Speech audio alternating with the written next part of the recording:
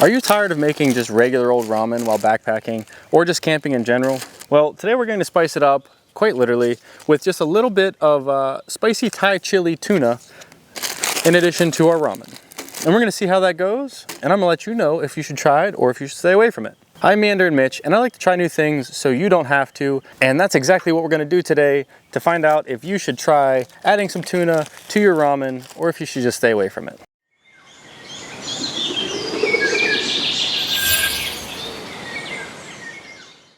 So without further ado, let's start cooking. So the first thing you're gonna do is boil your water. All right, so now that our water is boiling, we're gonna add our ramen.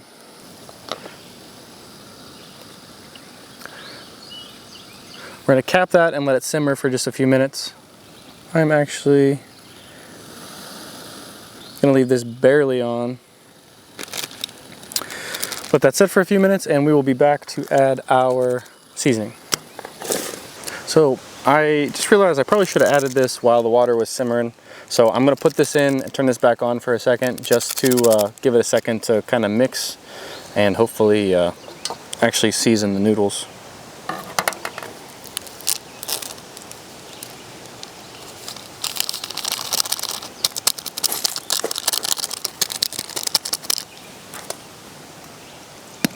The noodles are pretty soft.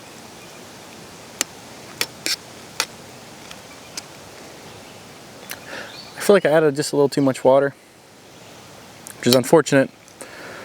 I normally like drinking the broth, but it's a pretty hot day, so I don't know if I'm gonna end up doing that or not, but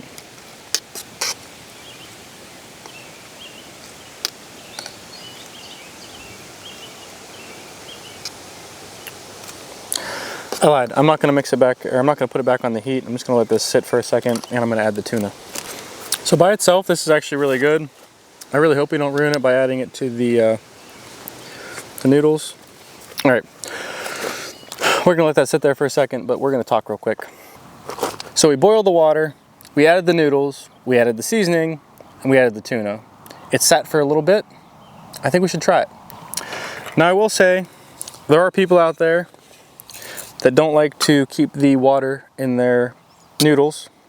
I am not one of those people. I like having the water at the end, but I do think with this particular recipe, that might have been the move. But we're gonna try it and see how it tastes. And see if maybe you should do the same. Got a little bit of tuna in there, a little bit of noodles. First bite, I got mostly the chicken and the noodles. The chicken flavor, that is. With a little bit of the heat from the tuna, I think. Just a little bit of that chili flavor. It was a good first bite though. Not a ton of stuff in there, but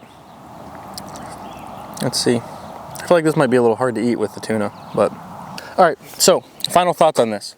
I think that making it when you have less water and just add the chicken flavoring to the noodles, basically get those a little flavored, and then adding the tuna would be the move. But how it is, it's not bad. The broth is flavored well. The overall taste is pretty good. And so far the tuna isn't soggy or anything like that, like I was kind of concerned for at first. So I would give this a pass. It's something that I would eat. It wouldn't be my first go-to, but if I'm in a pinch, I need some extra protein, throwing some tuna in the noodles, pretty solid. So if you enjoyed this video, I'd appreciate if you hit that like button. And if you like videos like this and would like to see more, make sure you hit the subscribe button to stick around. But if not, I still appreciate you. And until next time, peace.